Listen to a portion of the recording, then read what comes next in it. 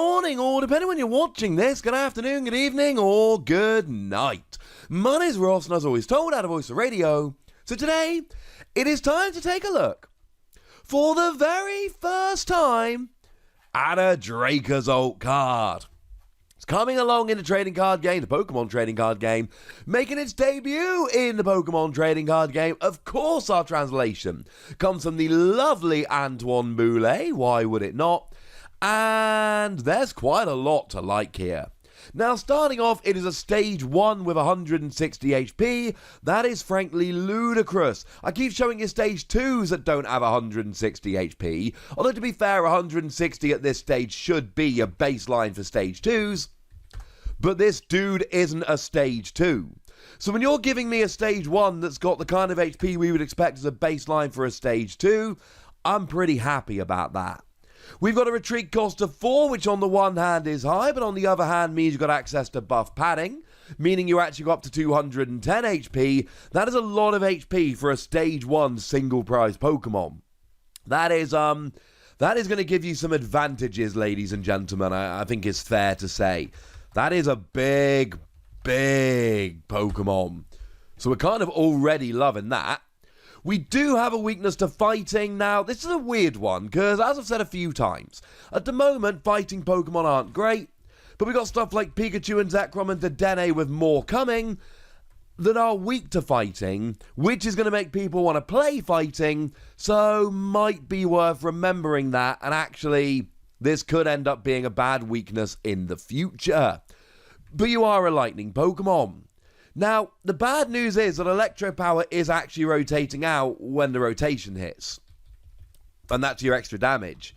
And Thunder Mountain, that reduces your attack cost, is rotating out when the rotation hits. And that is also not ideal. But you've still got stuff like Pikachu and Zekrom. You've still got Tapu Koko Prism Star to accelerate extra energy. It's not as good as it was.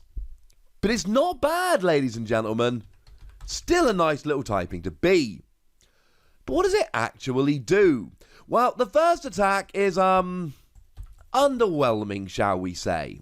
1 colourless energy, 30 damage. During your next turn, this Pokemon's Rising Charge attack does 90 more damage. Now, I'll tell you this, ladies and gentlemen. I very much appreciate the fact that this does damage. We've seen so many attacks like this in the past that charged up future Pokemon without actually doing very much now. I mean, going right back to the base set, Cyber, well, you paid 1 energy, and next turn, instead of doing 30, you did 60. But this turn, you did nothing. So I do appreciate the fact that you're doing a little bit of damage in the meantime. And we can already see that the next attack does 200, so that raises it up to 290. We'll talk about the implications of that later. But clearly, as a little aperitif, it means you go from hitting 200 to 290, so all of a sudden your tag team Pokemon, your ADP, your Mewtwo and Mew, etc., all of a sudden they do go down. Clearly, it is awesome going from 200 to 290 damage, but it's wasting an attack, essentially. Well, it's not wasting an attack, but it's using an attack. This turn, you're only doing 30 damage, so yeah, doing 290 is good, but you've actually done 320 over 2 turns, which means you're actually doing 160 a turn, and that's not quite as phenomenal. But let's have a look at this second attack, because this second attack, this really makes the card worth thinking about. 4 colourless energy, but they are all colourless, that's huge. 200 damage, this Pokemon cannot attack during your next turn. I adore this. A little while ago, I got a little bit of pushback from a few people because I did an entire video on this Onix. There was a basic Pokemon that had 1 vanilla attack. But you see, the thing is, for 4 colourless energy, it did 120, and that gets a 1-hit KO on Pikachu and Zekrom and Zoroark. Really, at the time, it was more Zoroark. And it was a really good attacker to put into any deck with energy acceleration to take down stuff like Zoroark. And we saw it popping up in decks like Malamar, where you would accelerate energy to Onix, and then use Onix as a counter to these fighting weak Pokemon like Zoroark. That is where Dracozolt comes in here, ladies and gentlemen. It is as simple as that. Yes, the first attack is fine. I honestly don't think you're going to use the first attack much at all, because the reality is you are going to end up using the second attack in a variety of different decks. Because, okay, fine, you can use Tapu Koko to accelerate energy, and yes, you can use Pikachu and Zekrom to accelerate energy. You can play it in a lightning deck. But in a lightning deck, we've got other Pokemon that can hit lightning weakness. But how about a welder deck? You see, welder lets you attach 2 fire energy to one of your Pokemon and draw 3 cards. Welder works very nicely here indeed. Get a couple of energy on, and now you're going to have a lightning type attacker. Except we can actually go a little bit further than this, because don't forget it's an evolved non-GX non-V Pokemon. So as an evolved Pokemon, you've got access to triple acceleration energy, free energy, and it falls off at the end of your turn. The one that I like better in a bunch of matchups, though, is Twin Energy. 2 colorless energy on a non-GX non-V Pokemon. So you welder 2 energy on, then you attach a Twin Energy. Bearing in mind with triple acceleration, you're still going to need an extra energy from something like welder anyway. And now all of a sudden you're hitting 200 damage. Yesterday I made no secret of the fact that I am hyped about Salament's VMAX. I did go and have a look through, and I do believe it is the VMAX I am most excited about. It's lightning weak and it's got 320 HP. If you're worried about Salamence, hey, Dracozolt comes in here very, very nicely, hits 200 damage for 4 colorless energy, and is awesome. Yes, ladies and gentlemen, this is it.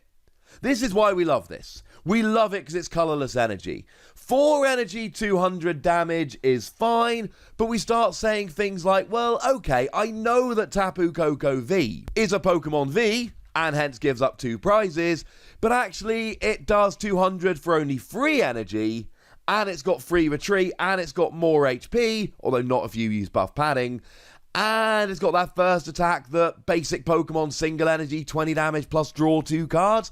Quite nice in the early game, and then we end up talking ourselves out of it. But for colorless energy, this becomes a tech. In the same way, if you really want a fighting Pokemon to hit a fighting weakness, Onix, it's still good till rotation, but it is going away then. If you want a lightning Pokemon to hit lightning weakness, this is awesome. Absolutely awesome. And it will work in any deck that has any energy acceleration now or moving into the future. It is also just a single prize Pokemon that hits 200 damage. That alone is pretty good. 200 damage on a single prize Pokemon is nice, and I've already said that I think you should be using this with buff padding, and I stand by that opinion. So why not? Why not whack a buff padding on here and have a single prize 210 HP Pokemon that's hitting 200 damage? I cannot be the only one that thinks that sounds fun. Now, the usual reminder here that this is a fossil Pokemon, but it is not one that evolves from unidentified fossil, so you cannot use Pokemon Research Lab. Also, Ditto Prism Star is rotating, so you can't take advantage of that, which is really sad. What we are going to have is the new Relicanth that lets you search your deck for 2 rare fossil and bench them. This evolves from rare fossil. And then once they're benched, you can evolve on your next turn right away. It's still fine. It's alright. It'll work. I don't know how much I love using Relicanth, but I will say it's a basic Pokemon single colorless energy, and it gets 2 of these ready to use next turn.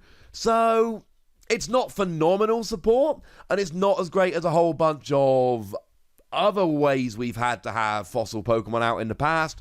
But for these new Pokemon, the Gen 8 fossils, the one that evolved from rare fossil, this really is the best option we've got right now. So I say embrace it, ladies and gentlemen. I say embrace it.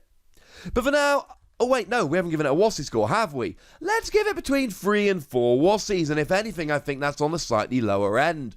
I like this Pokemon. I think there is an awful lot of potential here, and I think this is exactly the kind of thing we're going to see popping up in a bunch of decks as a lovely little lightning type tech.